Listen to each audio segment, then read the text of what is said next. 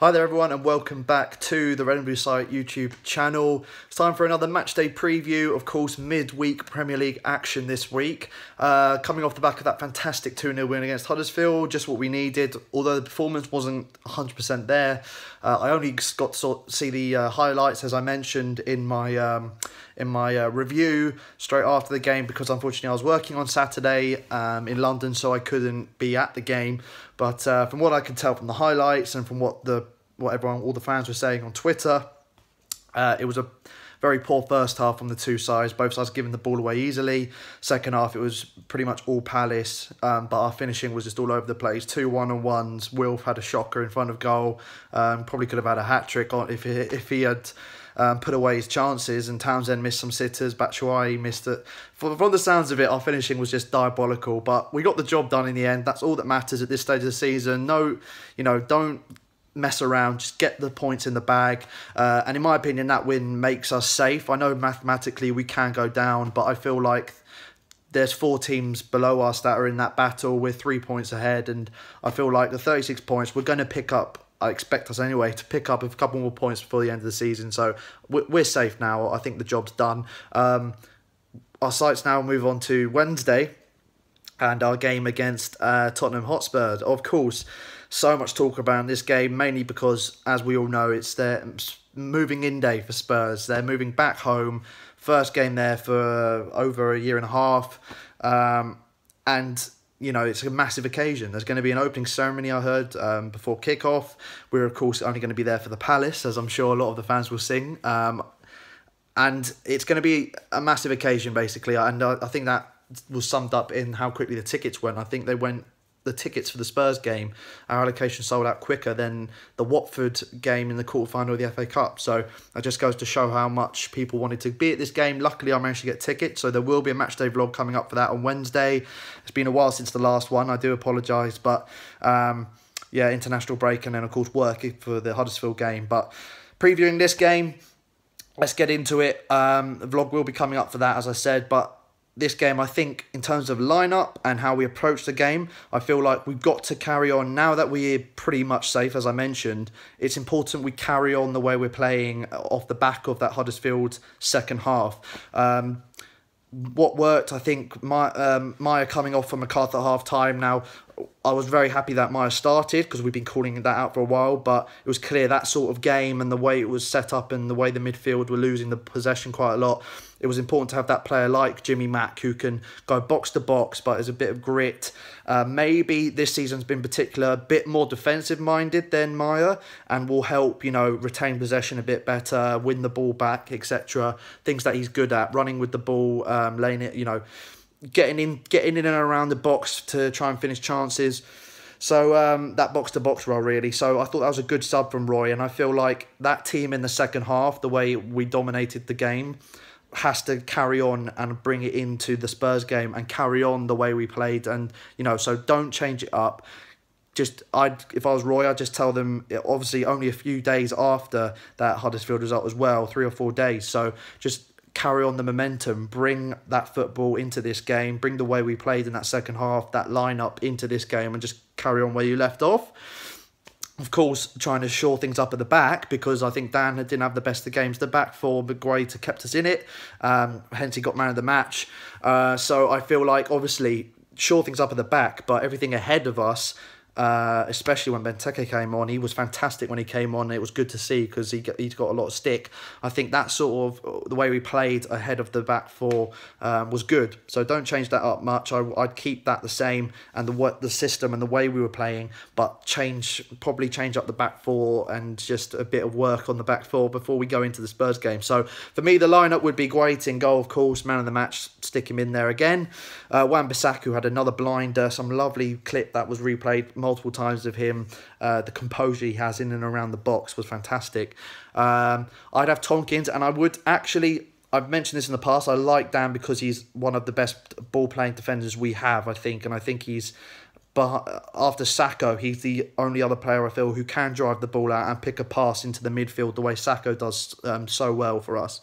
But I do feel that it was poor against Huddersfield, and by the sounds of it on Twitter as well, he was that was backed up by quite a lot of fans. So I'd bring Kelly in, especially as this is the sort of game where we're going to be under pressure. Spurs first game back home, they're going to be bombarding us, piling on the pressure, trying to make a big statement. You know, we're back home, get off the mark with a win, and they need a win after losing to Liverpool as well to keep their top 4 hopes alive. So for me, shore things up at the back, put Kelly in, a bit more defensive minded. Well, defensive minded. He's a centre back. They're both defensive minded, but you get what I mean. He's not really a ball playing centre back. He's more of just a solid centre half. No nonsense sort of centre back. Whilst Dan, I think, is a bit more, if you can call it flair, a bit more of a flair centre back. Who's comfortable in possession. And for this game against Spurs, I don't think you necessarily need that. You just need to get the ball out wide or cleared up top. No nonsense, especially in this game. If we can get anything out of this game, it's a huge result. To be honest, I'm going in there with the mindset of enjoying the occasion and hoping for the best, because I feel we're going to lose this. But more into that in just a second. Let me carry on with the lineup. So Tompkins and Kelly would be my centre-back partnership for this, and then Van Aanholt, who had one of his best games of the year. We've been waiting for that sort of performance from him, and obviously a lovely finish as well to seal the game at 2-0. Massive goal against Huddersfield. So good to see, and hopefully he can continue this form for the remaining 7 games for us in the season. Ahead of him then, as I mentioned, midfield 3, I would go Luca. I'd personally put Chiarte in as well, again backing up a bit more height, because Tottenham haven't got the tallest team. They've got some physical players, but I think adding that bit of height, and Chiarte is very, very good in the air. Again, it would be harsh to drop Schlupp, and Schlupp is good in the air too, so I wouldn't really be unhappy if it was him or Chiarte. But personally, I think Chiarte brings a bit more of a physical presence than Schlupp, so I would start him ahead of Schlupp. But I'd absolutely love to see Schlupp starting, because again, I feel like he deserves it, and I think he will do the job as well. But him or Schlupp, Chiarte or Schlupp next to Luca, and then I'd have MacArthur just ahead for the reasons I mentioned. And then the front 3 of Zaha, Townsend and Michy. Obviously, Batshuayi's got to sort his finishing out, because he missed some sitters against Huddersfield, as a lot of the players did. And especially because Benteke had one of his best performances off the bench, I think, of the season. I think it's fair to say some of his flicks and his link-up play with the attackers and midfielders was a joy to watch, and it's really positive, really good to see, because he's just a player still who's lacking so much confidence. I still think he will go in the summer, but it's good to see him doing that, and I think it's what we need from him, and hopefully we can play to his strengths when he does come on the pitch, because that's why he did so well in his first season with us, because we put balls in the box, and he does what he does best and puts headers into the back of the net. That's my lineup. Spurs, of course, as I just mentioned earlier, will be going at us and will be looking to come back with a win after that disappointing result against Liverpool, for them anyway, being in that drawing position, looking on top, and then conceding the way they did. So got to be on it. There's going to be a lot of pressure. The fans, it's probably going to be one of the best atmospheres, I think, from home side that we're going to experience this season. I know the away fans, we're going to be I know I will anyway, and I'm sure the rest of the fans will try and make it as much of an occasion for Palace fans as Spurs fans, and by that I mean trying to outsing the Spurs fans, show us, right, this is your new stadium, we're going to christen it for you. That's the sort of mentality I want to see, and I want to see that from the players as well. Don't give them anything. Don't be, oh, this is over a year since you've been back home. Bully them back, If they're going to be on top, they're going to have most of the ball. They've got flair players, brilliant players, don't get me wrong, who are going to probably more than once get past one of our defenders, or, do a bit of skill and, put the pressure on us and, make it difficult. Don't get me wrong, make us sit even deeper. But I feel like we've got to try and bully them back, be in the mentality of, no, don't give them any respect here. Go at them. And, we've seen in the past with Burnley, resolute defensively at the back, very deep, hard to break down, ended up winning the game. I know they were at home, but that's the sort of way you've got to set up against Spurs, because I think that they have a way of playing, and I think Plan B has always been a bit of a problem, especially with Pochettino and subs for Spurs. Spurs fans, if you're watching this, correct me if I'm wrong, if you're still in that mentality of Poch not making the right substitutions, or waiting too long to make subs, and not really changing the system when he makes the subs when they're under pressure or losing in a game. So first goal is crucial. Hopefully Townsend gets a goal. That'd be great at Spurs' new stadium. If Townsend, one of their former players of 10 plus years, if he can get a goal, that'd be fantastic. Score prediction, I do think we will lose this, but again, I don't think many fans will be expecting anything anyway. I think we're going to go there to make an occasion of it, to be a part of history, because it will be a history-making game.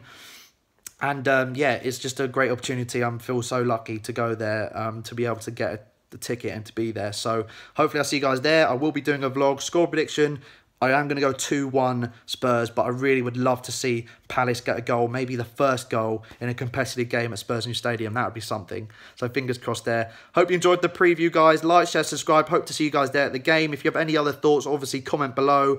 Also, hit the link below down in the description if you want to go and get yourself a classic Palace shirt, classicshirts.co.uk. They've got loads and thousands of retro shirts from across the decades. Some really good prices as well. I recommend it. Hit the link below. Get a Palace shirt for the game on Wednesday there, or a gift for a birthday present, etc, etc. I don't know, but yeah, hit the link below.